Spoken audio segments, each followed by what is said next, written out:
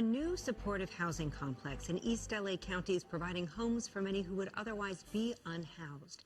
Equa Apartments has 81 units and was the result of a public-private partnership.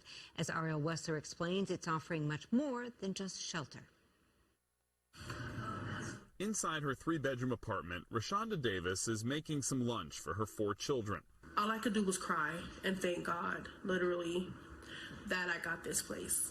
Davis is one of the newest residents of the Equa apartment complex near La Puente and is also a survivor of domestic violence. I thought I would never come home to my kids, so I had to eventually walk away. Now, for the first time, they have a stable place they can call their own, and she says her kids couldn't believe their eyes. And when I finally opened the door, they're like, oh, this is ours? This is ours?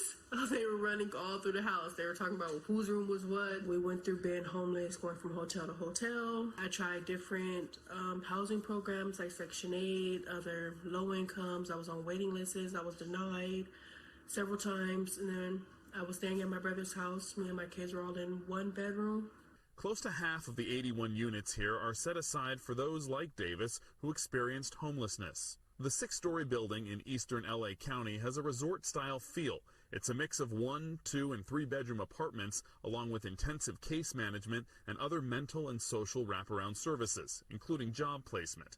There are also several common areas to encourage gatherings, as well as a workout space and playground. There's dignity in the design. We didn't cut corners. The landscape is beautiful.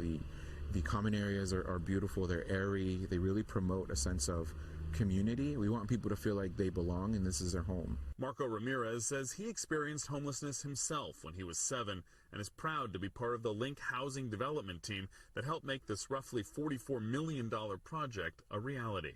So I see myself in the kids who play in this beautiful playground.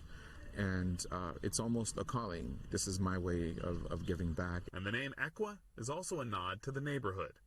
You know, a tribute to the equestrian heritage, but then also our commitment to creating or contributing toward a more equitable society. Ramirez says COVID delayed the project due to supply chain issues, but he's grateful for the support and funding from LA County and CVS. The public-private partnership that happened here is an example of what's possible in other areas where communities are facing challenges to building these types of developments. As for Davis and her family, on top of their refrigerator sits a gift from the complex on move-in day. Our welcome sign was the first thing we seen as we walked in, so my kids decided to write all their names on there. And that was beautiful. Because after overcoming so much, it is a daily reminder that they are indeed home.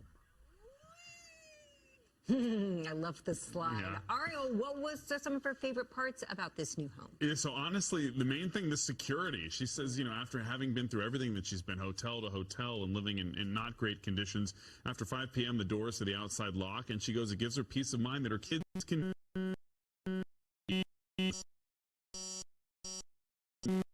there and they can walk around and she doesn't have to worry that there are random people coming up. So that really gave her a sense of being secure. The other thing is, you know, obviously cost. At one point she was paying $1,700. We all know housing in LA, incredibly expensive. $1,700 for a 1-bedroom. Now with the vouchers, she's paying a little more than $500 a month for a 3-bedroom. She's got resident services so her kids can do arts and crafts, and there's all kinds of programs that this community offers as well. So they're not living on top of each other. They all have kind of their own space, and it's, I think, brought the family closer. Yeah, great for the public. You heard about those public-private partnerships. What's in it for a company or private industry to try to take on something like this? So we know housing and health go hand in hand. We've heard about this before. If you don't have a stable roof over your head, you're more likely to develop health problems. CVS, in this case, owns Aetna, an insurance company, healthcare field, and that allows them to kind of offer more services in the healthcare space.